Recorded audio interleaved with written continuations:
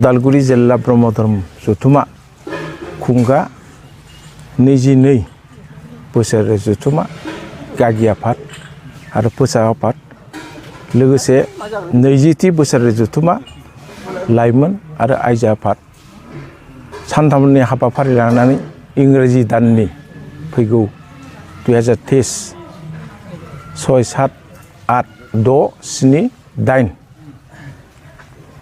खालार खालि उदालगुरि जिल्ला ब्रह्म धर्म आफादा खुंनो थांगासिनो दं।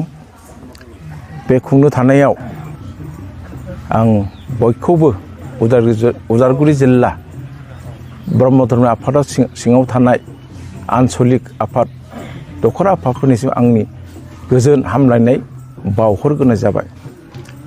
हाबाफारि मथे जोंहा थान्दै मेल दं आरो बेजों लोगोसे जोंहा अखण्ड यज्ञ दं। बे हिसाबै सारा जोंनि उदालगुरि आनसलिक जेसेबांनि दथा दखरा आफाद दं बे आफादमोनखौ आइमोनखौ लोंहोर फैनानै आं खावलायदों। लोगोसे जोंनि बे बोसोरारि जथुमायाव थान्दैनि अनजिमाया फ्राय 2000-2000 जागोन आरो लोगोसे गोबां बे ओनसोलनि जाति धर्म भाषा खुनु फाराग गैयालासेनो ओनसोलनि रायजो राजाखौ जोंनि बे जथुमसालियाव रोजा रोजा फैनानै मदद होनो थाखाय बयखौबो आं खावलायनाय थाबाय। लोगोसे जोंहा हाबाफारि मथे 6 थारिखनिफ्राय सोलिलांगोन। 6 थारिख खालि जोंहा थान्दै रेजिस्टार दङ। जेसेबांनि थान्दै फैगोन अबजारभार फैगोन 2 बाजिनि जों थान्दैखौ जों लागोन। आरो लोगोसे 7 थारिख अक्ट'खालि जोंहा गेदेमा जिहेथु जोंहा गेवलाङाव दंमोन मानगोनां मंगलदै लकसभानि MP 7 अक्ट'खालि आफाया सफैगोन। जोंनो मैया खोथा होदों, जों रायलायबाय।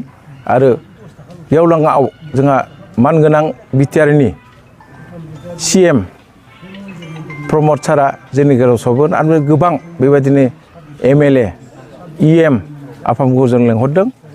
ओइदिनखालि गेवलांखालि आफामोना सफैजोबगोन। बेनिखायनो आं बयखौबो खावलायदों जाहाथे बयबो दखरा आफादाव सिङाव थानाय आइ आफामोना ओइदिनखालि लोंहोर फैसोनानै रायजो राजाखौ फैनो थाखाय आं खावलायनाय जादों। आरो बिनिफ्राय ओइदिनखालिनो 7 अक्ट'खालि जोंहा मुलुग गोजोन सान्थिनि थाखाय जोंहा अखण्ड यज्ञ लागोन। प्राय 48 घन्टा बे अखण्ड यज्ञआ जागोन।